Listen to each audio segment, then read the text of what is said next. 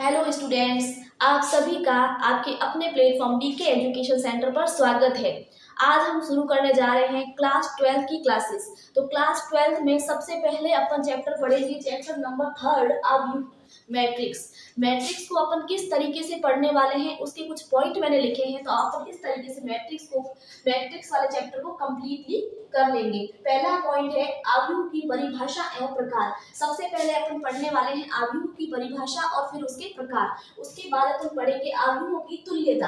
अब आव्यूहों की तुलना करके देखेंगे कि समान है या असमान है, तो वो अपन आव्यूहों की तुल्यता दूसरे वाले पॉइंट में पढ़ेंगे। फिर पढ़ेंगे आव्यूहों पर संक्रियाएं, जोड़, बाकी, गुणा, भाग, ये सब संक्रियाएं होती है, तो इन संक्रियाओं को मैट्रिक्स पे कैसे लागू किया जाता है वो पढ़ेंगे। उसके बाद अपन पढ़ने वाले हैं आव्यूहों का परिवृत, ट्रांसपोज ऑफ अ मैट्रिक्स। उसके बाद पढ़ेंगे सममित तथा विषम सममित आव्यूह। उसके बाद अपन पढ़ेंगे व्युत्क्रमणीय आव्यूह। ये सब बेसिक कंसेप्ट क्लियर होने के बाद अपन सभी प्रश्नावलियों के हल करेंगे। एक्सरसाइजेस अध्याय 3 की जितनी भी है सब प्रश्नावलियों के जो है एक एक क्वेश्चन को सॉल्व किया जाएगा। ये पूरा सॉल्व करने के बाद पूरा चैप्टर कंप्लीट हो जाएगा। फिर अपन करेंगे पुराने प्रश्न पत्र में आए हुए सभी प्रश्नों का सॉल्यूशन करेंगे, जो कि प्रीवियस ईयर बोर्ड एग्जाम में जो क्वेश्चंस आए हुए उन क्वेश्चंस को भी आपको हमारे चैनल पे सॉल्व करवाया जाएगा। सो प्लीज मेरे साथ बने रहिएगा, मेरे चैनल को सब्सक्राइब कीजिएगा। चलिए अपन चलते हैं अपनी क्लास की और क्लास शुरू करते हैं। ठीक है, चलिए स्टूडेंट्स, तो अपन अपना पहला टॉपिक करते हैं आव्यूह की परिभाषा। पहला टॉपिक अपना क्या करते हैं, आव्यूह की सबसे पहले अपन करेंगे परिभाषा। आव्यूह होता क्या है, जैसे पहले आप एग्जांपल देखिए, उसके बाद आप डेफिनेशन देखिए। पहले एग्जांपल क्या है, जैसे ए के पास जो है वो 15 पुस्तिकाएं हैं तथा 6 कलम है। ए के पास क्या है, 15 पुस्तिकाएं और 6 कलम है। बी के पास जो है 10 पुस्तिकाएं और 2 कलम है। बी के पास 10 पुस्तिकाएं और 2 कलम है। और सी के पास जो है वो 13 पुस्तिकाएं और 5 कलम है। ठीक है, तो अगर इस चीज को अपन को लिखना हो तो अपन कैसे लिख सकते हैं, एक तरफ पुस्तिका लिख दिया, एक तरफ कलम लिख दिया। ये है ए, ये है बी और ये है सी। ए के पास कितनी पुस्तिकाएं, 15। बी के पास कितनी है पुस्तिकाएं, 10। सी के पास कितनी है पुस्तिकाएं, 13। और कलम कितने, ए के पास 6, 2 और 5। ये इस तरीके से अपन ने लिख दिया। तो अगर अपन को इसको आव्यूह में लिखना हो तो अपन किस तरीके से लिखेंगे, ये एक अपन ने आयताकार बॉक्स बनाएंगे। सबसे पहले आयताकार बॉक्स बना के फिर जो पुस्तिकाएं हैं वो सब अपन एक साइड लिख देंगे और जो कलम है वो सब अपन एक साइड लिख देंगे और फिर इस बॉक्स को बंद कर देंगे। तो ये जो आयताकार जो क्रम विन्यास बना है, एक क्रम के अंदर अपन ने वस्तुओं को जो रखा है, क्योंकि अपन ने क्या किया, पुस्तिका एक क्रम में रख दी, कलम भी एक क्रम में रख दिया, यानी कि ये जो आयताकार जो एक क्रम विन्यास बना है ये क्या कहलाता है, आव्यूह कहलाता है। ये आयताकार क्रम विन्यास ही आव्यूह कहलाता है। और इसमें इस आव्यूह में अपन ने क्या रखी है, संख्याएं रखी है। तो संख्याओं का आयताकार जो क्रम विन्यास है वो क्या कहलाता है, आव्यूह कहलाता है। संख्याओं की जगह इसमें फलन भी अपन रख सकते हैं, संख्याएं भी रख सकते हैं। तो फलनों या संख्याओं का आयताकार जो क्रम विन्यास है वो ही आव्यूह कहलाता है। यही आव्यूह की डेफिनेशन है। अब आव्यूह में पंक्तियां भी होती है और स्तंभ भी होते हैं। जो हॉरिजॉन्टल होती है, क्षैतिज होती है, जैसे कि ये क्षैतिज, ये हो गई एक लाइन भी क्षैतिज है और ये लाइन भी क्षैतिज है। जो क्षैतिज है वो सब क्या है, पंक्ति है। ठीक है, जो क्षैतिज है वो सब क्या है, पंक्ति है। और जो ऊर्ध्वाधर है वो सब क्या है, स्तंभ है।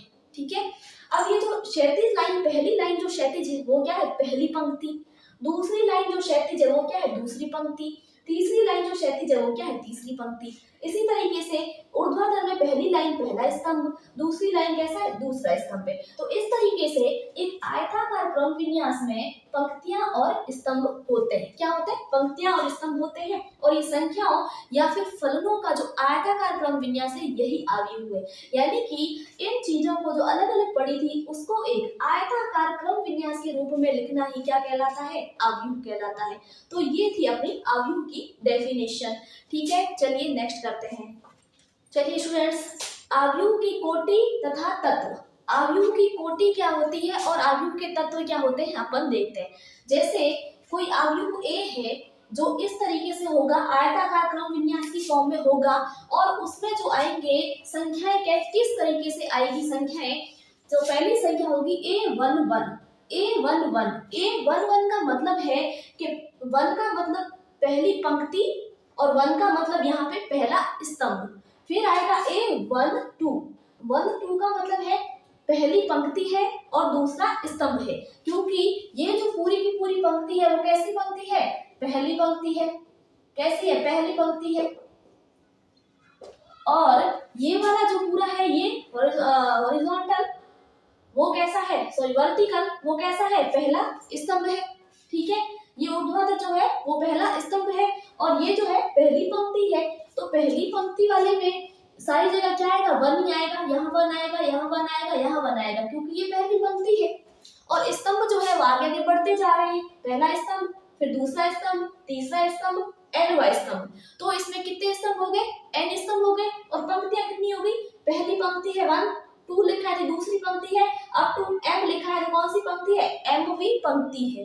तो ये किस तरीके का अवयव हुआ, जिसमें m तो पंक्तियां है, कितनी पंक्तियां है, m पंक्तियां है, और कितने स्तंभ है, n स्तंभ है। ठीक है, तो पहली जो संख्या है वो पंक्ति को दिखा रही है और दूसरी जो संख्या है वो स्तंभ को दिखा रही है। तो A11 का मतलब हुआ A11 एलिमेंट कौन सा है, किस पोजीशन पे वो आएगा, जहां पर पहली पंक्ति होगी और पहला स्तंभ होगा, यानी कि पहली पंक्ति और पहले स्तंभ वाले स्थान पे क्या आएगा, A11 आएगा। ठीक है, इस तरीके से जो इस m/n अपन क्या लिखते हैं, अगर किसी अवयव में m पंक्तियां हैं और n स्तंभ है, कितने हैं, m पंक्तियां हैं और n स्तंभ है, तो उसको अपन लिखते हैं m गुणा n कोटि, यानी कि उस अवयव की कोटि क्या हुई, m गुणा n या फिर m/n, क्या कहते हैं, m/n कोटि का अवयव है। तो ये जो m/n जो होगा उसमें m तो पंक्तियां होंगी और n स्तंभ होगा, तो m पंक्तियों और n स्तंभ वाले अवयव को m/n कोटि का अवयव कहते हैं। तो इस तरीके से अपन अवयव की कोटि निकाल सकते हैं। ठीक है, m पंक्तियों तथा n स्तंभों वाले अवयव को m/n कोटि का अवयव कहते हैं। अब ये जो इसके अंदर जो एलिमेंट्स आए हैं A11, जो ये संख्याएं आई है A11, A12, A13, A1n, इन सभी संख्याओं को A11 हो गया या A12 हो गया या AM2 हो गया, AM3 हो गया, ये अलग अलग से जो एक एक संख्या है, इस प्रत्येक संख्या को, एक एक संख्या को क्या कहेंगे, अपन इस अवयव A के अवयव कहेंगे। क्या कहेंगे, अवयव A के अवयव कहेंगे। तो A11, A12, A22, A32, AMN, इन सभी को अवयव के तत्व कहते हैं। अवयव के क्या कहेंगे, तत्व कहेंगे या फिर एलिमेंट्स अपन कहेंगे। तो आप इसका स्क्रीनशॉट ले लीजिए। चलिए नेक्स्ट करते हैं। नेक्स्ट देखिए, m/n कोटि के अवयव को प्रकट करने के लिए संकेत A is equal Aij of m/n का प्रयोग करते हैं। अगर हमको m/n कोटि के अवयव को, वो m/n कोटि का अवयव जो कि फुल ऑफ लेंथ में खोला हुआ होता है, जो अपन ने पहले अभी पूरी फॉर्म उसकी पढ़ी थी, उसको अगर अपन को शॉर्ट फॉर्म में लिखना हो तो अपन कैसे लिखेंगे, तो अपन कुछ इस तरीके से लिखेंगे कि Aij m/n, इस तरीके से अपन इसको लिखेंगे। Aij यहाँ समझिए A है Aij, ठीक है, Aij m/n, इसका मतलब इसमें कितनी है, m पंक्ति है और क्या है, n स्तंभ है। m पंक्ति है और n स्तंभ है, तो पहली जो संख्या होगी i, ये किसकी संख्या होगी, पंक्ति की। ये किसको शो करेगी, पंक्ति को, और ये जो j है वो करेगा स्तंभ को शो। किसको शो करेगा, स्तंभ को, क्योंकि पहले m आया है ना, तो m पंक्ति है, तो पहला इसका एलिमेंट जो होगा वो पंक्ति को शो करेगा। दूसरा j है जो कि पीछे n है, तो j किसको शो करेगा, स्तंभ को। इसका मीनिंग ये हुआ कि i वी पंक्ति और j वे स्तंभ का एलिमेंट क्या होगा, aij होगा। क्या होगा, i वी पंक्ति तथा j वे स्तंभ का अवयव क्या होगा, aij। क्या होगा, i वी पंक्ति तथा j वे स्तंभ वाला जो अवयव होगा वो क्या होगा, aij होगा। यानी कि i वी पंक्ति, अगर अपन i वी पंक्ति को 1 ले लें और j वे स्तंभ को 2 ले लें, तो क्या कैसा अवयव बनेगा, i की जगह क्या लेंगे 1 और j की जगह क्या लेंगे 2, तो i की जगह 1 और j की जगह 2, यानी कि a12, तो क्या एलिमेंट बना, a12। तो a12 का मतलब ये क्या हुआ कि ये जो है एलिमेंट क्या है, पहली पंक्ति में आएगा, और दूसरे स्तंभ में आएगा। दूसरे स्तंभ में आएगा और पहली पंक्ति में आएगा, यानी कि आई भी पंक्ति वाला एलिमेंट आई भी पंक्ति में और जे भी स्तंभ में आएगा, जिसकी कोटि क्या होगी, m/n होगी। यानी कि आई जो है वो कहां से कहां तक जाएगा, आई जो है वो जाएगा 1 से शुरू होके, आई किसको शो कर रहा है, आई शो कर रहा है पंक्ति को, और पंक्ति m तक जा रही है। आई शो कर रहा है पंक्ति को और पंक्ति कहां तक, m तक जा रही है, 1 से लेके m तक पंक्ति जा रही है। तो ये जो आई होगा वो 1 से बड़ा होगा और 1 के बराबर होगा, और m से छोटा होगा और m के बराबर होगा। और ये जो j होगा वो होगा 1 से बड़ा और 1 के बराबर, और किससे छोटा होगा, n से छोटा और n के बराबर होगा। ये चीज समझ आ गई। अपन इसमें क्या लिख सकते हैं, ये पूरा फॉर्मेट अपन कुछ इस तरीके से लिख सकते हैं, ये ए आई जे जो होगा, जिसमें ये आई जो होगा, जहां आई जो होगा 1 से बड़ा होगा, और क्योंकि आई पंक्ति को शो कर रहा है और पंक्ति m तक जा रही है, तो क्या होगा, m से छोटा और m के बराबर होगा। और ये जो j जो होगा वो क्या होगा, 1 से बड़ा और 1 के बराबर, और m से छोटा और m के बराबर होगा। ठीक है, ये चीज आपको यहाँ से समझ आ गई कि ये किस तरीके से आया है। ठीक है, तो इस तरीके से अपन उसको पूरे को शॉर्ट फॉर्म में लिख के aij ऑफ m/n अपन कर सकते हैं। ठीक है, चलिए नेक्स्ट देखते हैं, किसी m/n कोटि के अवयवों की संख्या mn होती है। कोई m/n कोटि का अवयव है तो उसमें नंबर ऑफ एलिमेंट्स कितने होंगे, ऐसा क्वेश्चन आ जाएगा। इसमें नंबर ऑफ एलिमेंट्स या अवयवों की संख्या क्या है, तो m को बस n से गुणा करना है। ये क्या होगी, उसमें एलिमेंट्स की संख्या होगी m गुणा n। ठीक है, नेक्स्ट है, एक समतल में एक बिंदु x y है, एक कोई प्लेन है, उसमें एक पॉइंट है x y, कोई प्लेन है उसमें पॉइंट है x, y। तो अगर इसको अपन को मैट्रिक्स की फॉर्म में लिखना हो तो अपन कैसे लिखेंगे, मैट्रिक्स की फॉर्म में अपन x इधर लिख सकते हैं, नीचे y लिख सकते हैं। तो ये इसमें कितना हो जाएगा, इसमें जो है वो 2 पंक्तियां हो जाएगी, एक स्तंभ हो जाएगा। ठीक है, और दूसरी तरफ अपन ऐसे लिख सकते हैं, x इधर लिख सकते हैं, y इधर लिख सकते हैं, यानी इसमें क्या हो गए, 2 स्तंभ हो गए और एक पंक्ति हो गई। ठीक है, तो इस पॉइंट को अपन इन 2 तरीकों से लिख सकते हैं। ठीक है, इसी तरीके से कोई चतुर्भुज ABCD है, उसके शीर्ष है A है जो कि 1,0 है, B है 3,2 है, C है 1,3 है, D है जो -1 और 2 है। तो अपन को पता है इसमें जो पहली वैल्यू होती है वो किसको शो करती है, x को, और दूसरी वैल्यू होती है जो y को शो करती है। सिंपल है, क्योंकि ये पॉइंट प्लेन में ही होगा, क्योंकि चतुर्भुज बनेगा तो उसका एक पॉइंट, सारे पॉइंट्स प्लेन में अलग अलग होंगे इसके पोजीशन के अकॉर्डिंग। तो पहली x की पोजीशन, दूसरी y की पोजीशन। तो अगर अपन को अवयव में लिखना हो तो अपन कैसे लिखेंगे, जैसे ये x बना दिया, पहला एग्जांपल के लिए x बना दिया, दूसरे के लिए y बना दिया, 2 तरीकों से इसको लिख सकते हैं। तो देखिए a b c d, पहले अपन लिखेंगे x की पोजीशन को पहले लिखा जाएगा। तो पहले लिखेंगे अपन 1 है तो 1 लिख दिया, b के अंदर x की पोजीशन 3 है तो 3 लिख दिया, c में x की पोजीशन 1 है तो 1 लिख दिया, d में x की पोजीशन -1 है तो -1 लिख दिया। ठीक है, समझ आ गया। इसी तरीके से y की पोजीशन लिखेंगे बाद में, तो a में y की पोजीशन 0 है तो 0 लिख दिया, b में y की वैल्यू क्या है, b में 2 है तो 2 लिख दिया, c में 3 है तो 3 लिख दिया, d में 2 है तो 2 लिख दिया। तो इस तरीके से फिर इसको आयताकार रूप में अपन ने जो है वो बंद कर दिया। तो इस तरीके से ये जो बना वो क्या बना, अवयव बना, एक आयताकार क्रम विन्यास बन गया। तो ये क्या हो गया, अवयव हो गया। इसी तरीके से अगर अपन इसको इस तरीके से लिखे तो इसको y नाम दे दिया, सबसे पहले x की वैल्यू लिख देंगे, 1 लिख दिया, फिर लिख दिया y की वैल्यू इधर रखेंगे तो 1 लिख दिया, फिर 0 लिख दिया, फिर b वाले में ये क्या है, a वाला है, ये क्या है, b है, ये क्या है, c है, d है।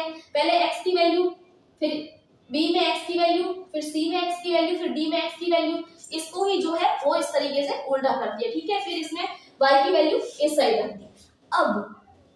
अब इसकी कोटि क्या होगी ये अपन देखते हैं। अब देखिए पहले इसमें कितनी पंक्तियां हैं, पंक्ति ये कौन सी है, पहली पंक्ति, ये कौन सी है, दूसरी पंक्ति। तो पंक्तियां कितनी हुई, 2। और सबसे पहले m/n जब अपन लिखेंगे तो सबसे पहले क्या आएगा, m पंक्ति आएगी, तो पंक्तियों की संख्या इसमें कितनी है, 2। तो पहले क्या आएगा, 2, फिर गुणा, इसमें स्तंभ कितने हैं, 1 2 3 और 4, ये सारे क्या होते हैं, 1 2 3 4, ये सारे क्या होते हैं, स्तंभ होते हैं। तो ये स्तंभ कितने हैं, 4 स्तंभ है। तो इसमें क्या लिखेंगे अपन, nवां स्तंभ कौन सा है? चौथा है, यानी कि n की वैल्यू क्या हुई? 4। यानी कि इस अवयव की जो कोटि है वो 2 गुना 4 है, यानी कि 2/4 है इस मैट्रिक्स की ऑर्डर। कोटि को इंग्लिश में ऑर्डर कहते हैं। ऑर्डर ऑफ अ मैट्रिक्स क्या है? 2/4 है। इसी तरीके से अगर अपन इस y को लें तो इसमें देखिए आप पंक्तियां कितनी है? ये पहली पंक्ति, ये दूसरी पंक्ति, ये तीसरी पंक्ति, ये चौथी पंक्ति। पंक्तियां कितनी है? 4। तो सबसे पहले अपन पंक्तियों को लिखेंगे, तो पंक्तियों को लिखा 4, फिर लिखा गुणा, फिर अब इसमें स्तंभ कितने हैं? ये पहला स्तंभ है और ये दूसरा स्तंभ है, ये क्या है? 2 है। तो इसकी जो कोटि हुई वो 4/2 की हुई। ठीक है, तो इस तरीके से अपन को कभी किसी को मैट्रिक्स की कोटि निकालनी हो तो मैट्रिक्स को देख के अपन उसकी कोटि निकाल सकते हैं। ठीक है, समझ में आ गया सबको? सब इसका स्क्रीनशॉट ले लीजिए। चलिए नेक्स्ट करते हैं। चलिए स्टूडेंट्स, तो अब अपन करते हैं अवयव के ऊपर एग्जाम्पल करते हैं कुछ, ताकि आपको इसकी जो डेफिनेशन है वो अच्छे से क्लियरली समझ आ जाएगी। तो एग्जाम्पल फर्स्ट क्या कह रहा है कि 3 फैक्ट्रियां फर्स्ट, सेकंड और थर्ड में पुरुष तथा महिला कर्मियों से संबंधित निम्न की सूचना पर विचार कीजिए। पुरुष कर्मी है, ये महिला कर्मी है, ये फैक्ट्री फर्स्ट है, फैक्ट्री सेकंड है और फैक्ट्री थर्ड है। फैक्ट्री फर्स्ट में पुरुष कर्मी 30 है, फैक्ट्री सेकंड में पुरुष कर्मी 25 है और थर्ड में जो पुरुष कर्मी है वो 27 है, और फर्स्ट में महिला कर्मी 25 है और सेकंड में महिला कर्मी 31 है और थर्ड में महिला कर्मी जो है वो 26 है। ठीक है, तो उपयुक्त सूचना को 3/2 आव्यूह में निरूपित कीजिए। पहले अपन को जो ये इंफॉर्मेशन दी हुई है उसको अपन को एक मैट्रिक्स में डालना है, और वो भी किस कोटि की मैट्रिक्स, किस कोटि का आव्यूह? 3/2 आव्यूह, 3/2 कोटि के आव्यूह में डालना है। यानी कि इसमें क्या होगा? 3/2 का मतलब है 3 तो इसमें होगी पंक्ति, यानी कि 3 पंक्तियां होनी चाहिए और 2 जो है वो स्तंभ होने चाहिए। और नेक्स्ट क्या है? तीसरी पंक्ति और दूसरे स्तंभ वाली प्रविष्टि क्या प्रकट करती है ये भी आपको बताना है। तो देखते हैं कैसे करते हैं इसको। इसे 3/2 आव्यूह के रूप में निम्न प्रकार से अपन लिख सकते हैं। 3/2 का मतलब है 3 पंक्तियां होनी चाहिए, 3 क्या होनी चाहिए? पंक्तियां, और 2 क्या होने चाहिए? स्तंभ होने चाहिए। तो 3 पंक्तियां, 1, 2 और 3, इस आव्यूह में 3 ही पंक्तियां, तो अपन कैसे लिखेंगे? पहले लिखा पुरुष कर्मियों की संख्या 30, फिर 25, फिर 27, फिर महिला कर्मियों की संख्या 25, 31 और 26। ठीक है, तो देखो अब कितनी पंक्तियां हैं? 1, 2 और 3, तो क्या आएगा? 3 आ जाएगा। स्तंभ कितने? 2 है, 2 है। तो ये 3/2 कोटि का जो है वो आव्यूह अपन ने बना लिया, उसमें अपन ने ये इस संख्या को अपन ने डाल दिया। ठीक है, तो इस तरीके से ये जो अपन को जानकारी दी हुई है इसके अकॉर्डिंग अपन ने ये मैट्रिक्स तैयार कर लिया। अब अगला क्वेश्चन क्या है? तीसरी पंक्ति और दूसरे स्तंभ वाली प्रविष्टि क्या प्रकट करती है? चलिए देखते हैं। तीसरी पंक्ति, तो पहली पंक्ति, दूसरी पंक्ति, तीसरी पंक्ति, तीसरी पंक्ति में आ गए। फिर दूसरा स्तंभ, तीसरी पंक्ति और दूसरा स्तंभ, पहला स्तंभ दूसरा स्तंभ, तो पंक्ति तो तीसरी होनी चाहिए, मतलब ये वाली पंक्ति होनी चाहिए, स्तंभ दूसरा होना चाहिए। दैट मीन्स ये जो है वो तीसरी पंक्ति है और दूसरा स्तंभ है। तीसरी पंक्ति और दूसरे स्तंभ वाला अवयव कौन सा है? यही होगा, क्योंकि ये क्या है? A11 पहली पंक्ति और पहला स्तंभ, A12 पहली पंक्ति और दूसरा स्तंभ, A21 दूसरी पंक्ति और पहला स्तंभ, A22 दूसरी पंक्ति और दूसरा स्तंभ, A31 तीसरी पंक्ति और पहला स्तंभ, A32 तीसरी पंक्ति और दूसरा स्तंभ, तीसरी पंक्ति और दूसरा स्तंभ। तो क्या वैल्यू आएगी? 26। ये 26 क्या है? 26 क्या है? 26 है महिला कर्मी। कहाँ पे? फैक्ट्री थर्ड में, थर्ड फैक्ट्री में महिला कर्मियों की जो संख्या है वो 26 है।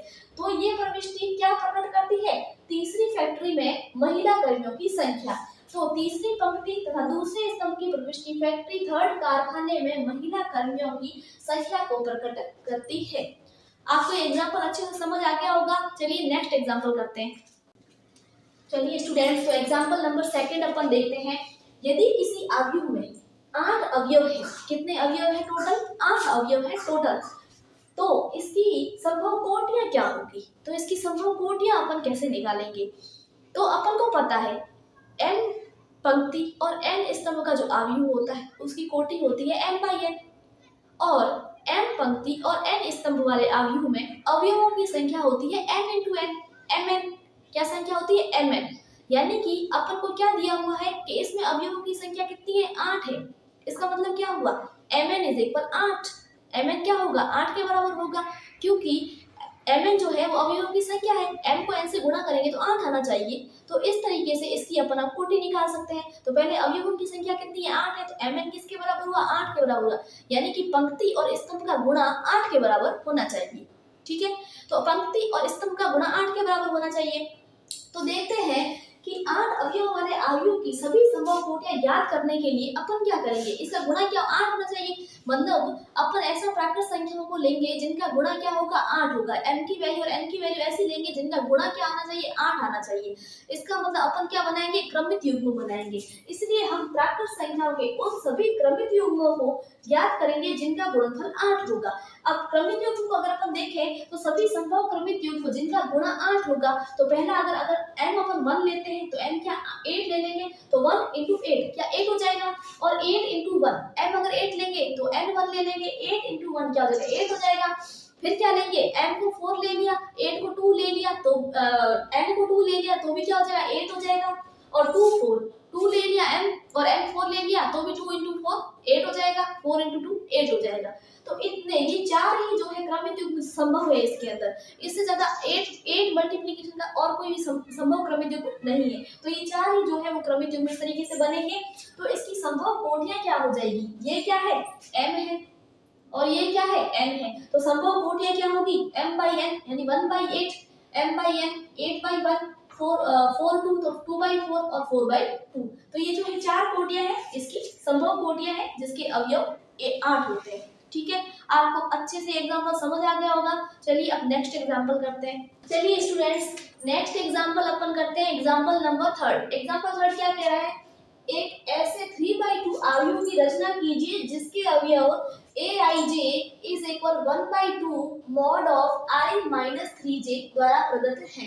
यानी कि ये जो मैट्रिक्स है इसके जो एलिमेंट्स हैं वो aij की फॉर्म में होंगे, और वो किस तरीके से होंगे 1/2 modulus of i minus 3j। यानी कि ये i है, यहाँ i की वैल्यू चेंज होगी तो यहाँ अपन को i की वैल्यू रखनी पड़ेगी, यहाँ जो j की वैल्यू होगी यहाँ वो j की वैल्यू रखनी पड़ेगी। तो सबसे पहले तो अपन 3/2 का अवयव बना लेते हैं कि किस तरीके से aij की फॉर्म में अपन 3/2 का अवयव कैसे लिख सकते हैं, उसके बाद अपन एलिमेंट्स निकालेंगे। तो एक 3/2 अवयव सामान्यतः इस प्रकार का हो सकता है, कैसा अवयव चाहिए 3/2 का, तो नाम से पता चल रहा है 3 मतलब m की वैल्यू क्या है 3 है, पहले आता है m 3, फिर n की वैल्यू क्या है 2 है, तो m by n। m क्या होती है पंक्ति होती है, n क्या होता है स्तंभ होते हैं। यानी कि ऐसा अवयव चाहिए जिसमें 3 तो पंक्तियां होनी चाहिए और 2 स्तंभ होने चाहिए। तो 3 पंक्तियां 1 2 3, ये 3 पंक्तियों वाला 1 2 2 स्तंभों वाला अवयव बन चुका है। तो इसके एलिमेंट अपन कैसे लिखेंगे, ये पहली पंक्ति और पहला स्तंभ है तो a11, दूसरी पहली पंक्ति और दूसरा स्तंभ है a12, एलिमेंट कौन सा होगा a12, दूसरी पंक्ति और पहला स्तंभ है तो a21, दूसरी पंक्ति और दूसरा स्तंभ है तो a22, तीसरी पंक्ति और पहला स्तंभ है तो a31, तीसरी पंक्ति और दूसरा स्तंभ है तो a32। इस तरीके से ये 3/2 कोटि का अवयव बन चुका है। अब अपन को क्या करना है, इन एलिमेंट्स को निकालना है। a11 की वैल्यू निकालनी है, a12 की वैल्यू निकालनी है, a21 की, a22 की, a31 की, a32 की। इन सभी एलिमेंट्स की वैल्यू निकाल के इस वापस इसमें अपन पुट कर देंगे, इस मैट्रिक्स में इस अवयव में अपन वापस पुट कर देंगे तो अपन को जो क्वेश्चन के अकॉर्डिंग अवयव होगा वो मिल जाएगा।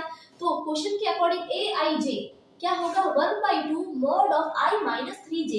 यानी कि अगर अपन i की वैल्यू भी 1 कर दें, j की वैल्यू भी 1 कर दें तो क्या मिलेगा a11, तो ये एलिमेंट मिल जाएगा। i की वैल्यू अगर 1 कर दें, j की वैल्यू 2 कर दें तो क्या एलिमेंट मिलेगा a12, तो ये एलिमेंट मिल जाएगा। इस तरीके से ये i की वैल्यू, ये j की वैल्यू, ये i की वैल्यू, ये j की वैल्यू, इस तरीके से अलग अलग वैल्यूज पुट करके अपन aij का मान निकालेंगे। देखते हैं कैसे निकाल रहे हैं। अब देखिए aij is equal 1/2 mod i minus 3j। ठीक है, जहाँ पे i क्या है, i क्या है अपना, i जो है कहाँ तक जा रहा है 3 तक, क्योंकि जो i है वो क्या पंक्ति को शो कर रहा है, पहला एलिमेंट i पंक्ति को, j किसको शो कर रहा है स्तंभ को, तो पंक्तियां तो क्या है 3 है तो i की वैल्यू 1 2 3 तक जाएगी और j की वैल्यू 1 2 तक जाएगी। ठीक है, अब देखिए इसलिए अपन पहले क्या निकालेंगे, i की वैल्यू 1 रखेंगे और j की वैल्यू भी 1 रखेंगे तो a11 निकल जाएगा। तो i की a11 मतलब i भी 1 है और j भी 1 है, तो 1/2 mod of i की वैल्यू क्या रखी 1 रखी, ये i है, i की वैल्यू 1 रखी, फिर माइनस 3 का 3 लिख दिया, डॉट j की वैल्यू क्या रखी 1 रखी। ठीक है, इज इक्वल 1/2 का 1/2 आ गया वापस, मॉड का मॉड आ गया 1 माइनस 3 into 1 क्या हो जाएगा 3 हो जाएगा। ठीक है, इज इक्वल 1/2 1 माइनस 3, 1 माइनस 3 क्या होता है -2 होता है, बाहर क्या लगा हुआ है मॉड लगा हुआ है, इज इक्वल 1/2 गुणा -2 जब मॉड से बाहर निकलेगा, मॉड से नेगेटिव चीज को भी बाहर निकलती है तो वो पॉजिटिव हो जाती है। मॉड का मतलब पॉजिटिव, नेगेटिव कुछ भी नहीं होता। तो मॉड से जब -2 बाहर निकलेगा तो प्लस का 2 हो जाएगा। तो ये +2 हो गया, 2 से 2 कैंसिल हो गया, तो वैल्यू कितनी आ गई? 1 आ गई। कितनी वैल्यू आ गई? ये आ गई वैल्यू 1। अब दूसरी वैल्यू अपन निकालते हैं, तो a11 की वैल्यू अपने पास आ चुकी है। क्या वैल्यू आई है? 1। अब अपन निकालते हैं a12 की वैल्यू, यानी i को 1 रखेंगे और j को क्या रखेंगे? 2 रखेंगे। a12, तो इस फॉर्मूले में i को 1 रखेंगे और j को 2 रखेंगे। तो देखिए 1/2 मॉड ऑफ i की वैल्यू 1 -3 j की वैल्यू 2 रख दी इज इक्वल 1/2 का 1/2 मॉडुलस का मॉडुलस 1 -3 × 2 क्या होता है? 6 होता है। तो 1 - 6। अब 1 - 6 करेंगे, एक में से 6 जाएंगे तो क्या आएगा? -5 आ जाएगा, क्योंकि 6 बड़ा तो माइनस का साइन लगेगा। तो क्या आएगा? मॉड्यूलस के अंदर -5 और मॉड्यूलस से बाहर निकालेंगे तो -5 का +5 हो जाएगा। तो अपन ने क्या लिखा? 1/2 गुणा 5 लिख दिया, डायरेक्ट लिख दिया, गुणा 5 लिख दिया, क्योंकि मॉड्यूलस से जब ये बाहर आएगा तो प्लस का 5 हो जाएगा। तो 5 गुणा में आ गया तो ये क्या हो जाएगा? 5/2। क्या वैल्यू हो जाएगी? 5/2। दूसरा फिर अपन निकालेंगे a21, यानी कि i की वैल्यू 2 रखेंगे और j की वैल्यू 1 रखेंगे, i की वैल्यू 2 रखेंगे इस फॉर्मूले में। तो 1/2 i की वैल्यू क्या रखी? 2 रखी, -3 का 3 रख दिया, j की वैल्यू 1 रख दी। अब देखिए 1/2 ये क्या हो जाएगा? 2 - 3 × 1, 3 × 1 3 हो जाएगा, 3 × 1 3 हो जाएगा। अब 2 - 3, 2 में से 3 जाएंगे तो माइनस का 1 बचेगा, मॉड लगा हुआ है बाहर, मॉड से बाहर निकलेगा तो प्लस का 1 हो जाएगा। तो ये क्या आ जाएगा? 1/2 गुणा 1 इज इक्वल 1/2 आ जाएगा। फिर a22 की वैल्यू रखेंगे, तो i भी 2 और j भी 2, तो 1/2 फिर 2 - 3 × 2, i की वैल्यू 2 रखी, j की वैल्यू 2 रखी। अब 3 × 2 क्या होते हैं? 6 होते हैं। तो क्या आ जाएगा? 1/2 2 - 6। अब बाहर लगा है मॉड्यूलस, 2 में से 6 जाएंगे तो क्या बचेंगे? -4। मॉड्यूलस हटा तो प्लस का 4 आ जाएगा बाहर, तो 1/2 गुणा 4, 2 का गुणा भाग जाएगा 4 में तो 2 आ जाएगा। तो क्या आ गई वैल्यू? 2 आ गई। इसी तरीके से अब क्या निकालेंगे? a31, तो i की वैल्यू 3, j की वैल्यू 1, i की वैल्यू अपन ने यहाँ 3 रख दी, -3 × 1, j की वैल्यू 1 रख दी, i की वैल्यू 3 रख दी, तो 1/2 3 - 3 × 1, तो क्या आ जाएगा? 3 × 1 क्या 3 हो जाएगा, 3 में से 3 जाएगा 0 बच जाएगा, तो वैल्यू क्या आ जाएगी? 0 आ जाएगी, क्योंकि किसी भी 0 में किसी भी संख्या का भाग देंगे तो 0 ही आएगा। फिर नेक्स्ट है a32, अब क्या लिखा? a32 का क्या करेंगे अपन? देखो i की वैल्यू 3 रखेंगे और j की वैल्यू 2 रखेंगे, तो 1/2 मॉड i की वैल्यू 3 -3 × j की वैल्यू 2 रख दी, ठीक है। तो 1/2 का 1/2, ये 3 × 2 क्या हो जाएगा? 6 हो जाएगा, 6 - 3 क्या हो जाएगा? माइनस के 3 हो जाएगा, पीछे बच जाएगा -3 और मॉड्यूलस से बाहर निकलेगा तो +3 हो जाएगा, तो क्या आ जाएगा? 3/2 की वैल्यू आ जाएगी। अब इन सभी वैल्यूज को इस मैट्रिक्स में वापस पुट कर देंगे अपन, वापस पुट करेंगे। a11 की वैल्यू अपन रखेंगे, क्या a11 की वैल्यू अपन रख देंगे 1, तो ये a11 की वैल्यू 1 रख दी। फिर अपन रखेंगे a12 की वैल्यू, a12 की वैल्यू 5/2, तो 5/2 रख दी। फिर अपन रखेंगे a21 की वैल्यू, a21 की वैल्यू 1/2, तो 1/2 रख दी। फिर रखेंगे a22 की वैल्यू, a22 की वैल्यू 2 रख दी, तो 2 रख दी। फिर अपन रखेंगे a31 की वैल्यू 0 है तो 0 रख दी, a32 3/2 है तो 3/2 रख दी। तो इस तरीके से अपना ये 3/2 का मैट्रिक्स अपन को प्राप्त हो चुका है, जो कि अपने सारे एलिमेंट्स इस फॉर्मेट को लगा के अपने सारे एलिमेंट्स निकाल लिए। इस तरीके से ये एग्जाम्पल सारे कंप्लीट हो चुके हैं इसके। अब अपन नेक्स्ट वीडियो में टाइप्स ऑफ मैट्रिक्स आयु के प्रकार करेंगे। अगर आपको मेरा पढ़ाया हुआ अच्छे से समझ आया है तो प्लीज़ मेरे चैनल को सब्सक्राइब कीजिए, ज़्यादा से ज़्यादा शेयर कीजिए, लाइक कीजिए। Thank you.